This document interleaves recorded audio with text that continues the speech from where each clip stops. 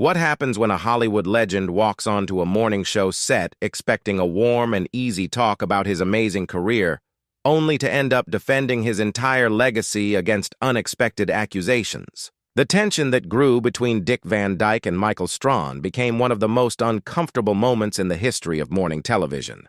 What began as a friendly conversation about his latest projects quickly turned into something nobody could have predicted. Before we get into what went down, don't forget to subscribe and drop a comment below sharing your thoughts about this whole situation.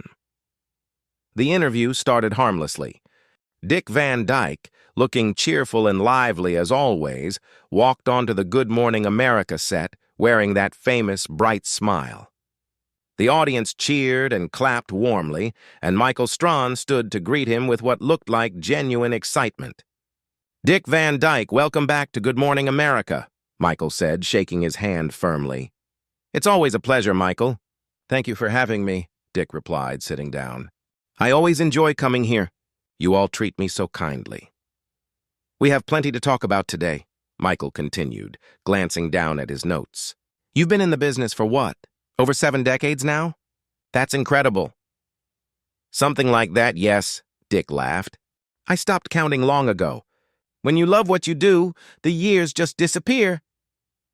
Michael smiled, but there was something slightly different in his tone, less playful, more serious.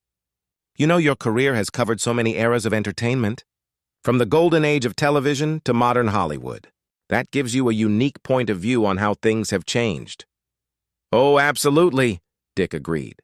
"The industry is completely different now than when I started. Technology, storytelling, the way audiences watch, it's all changed so much." "And what about representation?" Michael asked, his tone shifting. "Would you say things have gotten better in that area?" Dick looked a little surprised by the question, but kept his calm. "Well, sure, there's definitely more diversity on screen today than there used to be. I think that's a great thing for everyone." "More diversity, yes," Michael said, leaning forward slightly. "But let me ask you something, Dick. Looking back at your own work, do you ever think about some of the roles you played, roles that maybe weren't really yours to play?" Dick's smile faded just a bit. "I'm not sure what you mean, Michael." "Mary Poppins," Michael said directly. "Your role as Bert. The character was a British chimney sweep, and you played him with that now famous or infamous Cockney accent." Dick's expression tightened slightly. "Michael, I did my best with that accent. I worked with a coach. I practiced a lot. Was it perfect? No. I've said many times it wasn't. But I gave it my honest effort." "That's not really what I'm asking," Michael pressed. "What I mean is, did you ever think that maybe the role should have gone to an actual British actor? Someone who could have done it authentically?" The studio suddenly went quiet. The cheerful atmosphere vanished. Dick shifted slightly in his chair, clearly uncomfortable. "Michael, with all due respect, that was a different time," he said carefully. "Casting decisions were made by the studios, by Walt Disney himself. I was offered the part, and I took it. That's how things worked." "But you had a choice," Michael countered. "You could have said no. You could have suggested someone more fitting. Instead, you took it and delivered an accent that's been joked about for 60 years. Dick's jaw tightened. "Hold on. Are you seriously criticizing me on live television for taking a role in one of the most loved family movies ever made? A film that's brought happiness to generations? I'm asking you to think about the impact of that choice," Michael said calmly. "Because while it brought joy to millions, it also showed Hollywood that authenticity didn't matter. That big names mattered more than accuracy." "That's absurd," Dick snapped, his patience thinning. "I was an actor doing my job. Should we erase every film where someone played a character outside their own background? Should we cancel every movie where Americans play Europeans? Where does that thinking end?" "It ends with accountability," Michael replied. "It ends with people admitting when the industry made unfair choices. Hollywood has a long history of taking roles from the people who should have had them and giving them to stars for commercial reasons." "So you think I personally caused that problem?" Dick asked, raising his voice slightly. "I was one actor trying to make a living. I didn't control Hollywood." "But you benefited from it," Michael said. "That's the point. You benefited from a system that favored your fame over fairness. The room was heavy with silence. The crew exchanged nervous looks. "I've spent my life trying to make people happy," Dick said, his voice shaking. "I've worked with people from all backgrounds. I've tried to be a good person and a good artist. And you're sitting here trying to tear that down over a casting choice made 60 years ago." "I'm not tearing anything down," Michael said. "I'm having an honest conversation about choices and how they affect others."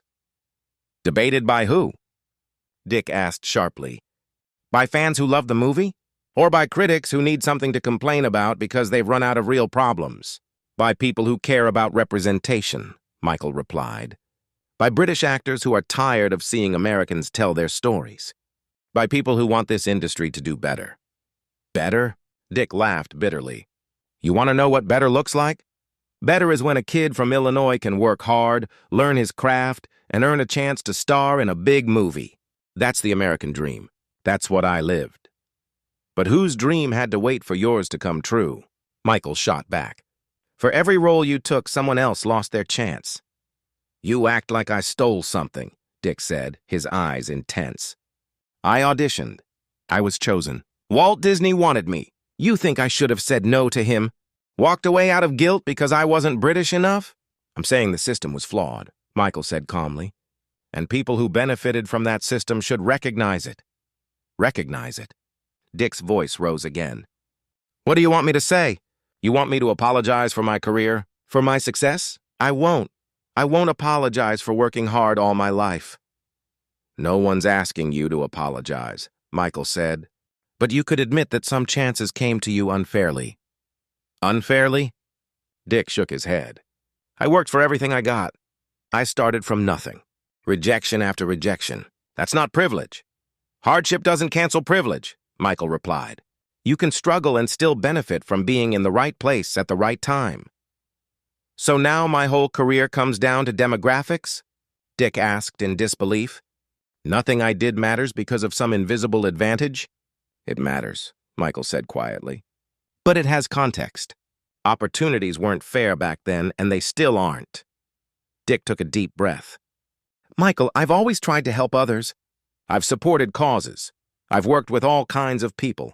I've tried to use my fame for good. What else do you want?" "I want honesty," Michael said. "About the good and the bad. That's all. Honesty?" Dick laughed coldly. "All right. I'm proud of Mary Poppins. I'm proud of the joy it's given people. And I won't feel ashamed because you think I should." "Even knowing that British actors have criticized it for years?" Michael pressed. "Yes," Dick said. "I've admitted it wasn't perfect. But I gave my best. Maybe people loved it not for the accent but for the heart I put into it." "I'm not saying you're not talented," Michael said. "But talent doesn't excuse everything." "You talk like I hurt someone," Dick said angrily. "I acted in a film. That's all. I didn't harm anyone." "But you took a chance that could have made someone else's career," Michael said. "That matters?" "What matters," Dick replied firmly, "is that I did my job. I showed up every day and gave my all.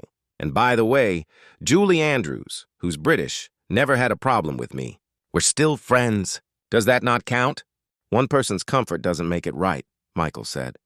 "Many people had issues even if some didn't." "So we listen to critics over those who were there?" Dick asked, frustrated. "We ignore the people who actually made the film?"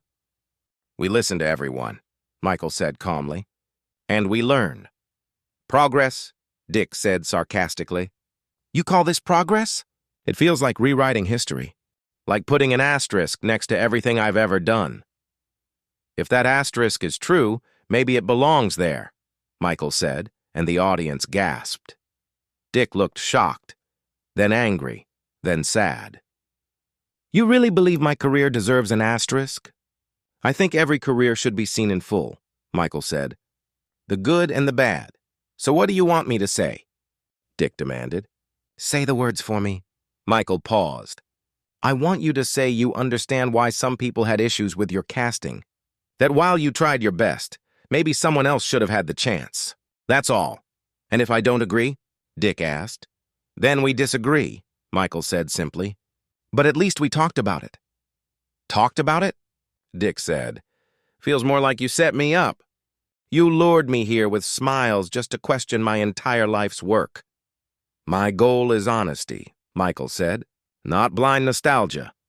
You call it honesty, Dick said, leaning forward. I call it ambush. Your team said this would be a friendly chat about my projects. Nobody said anything about dragging my past through the mud. We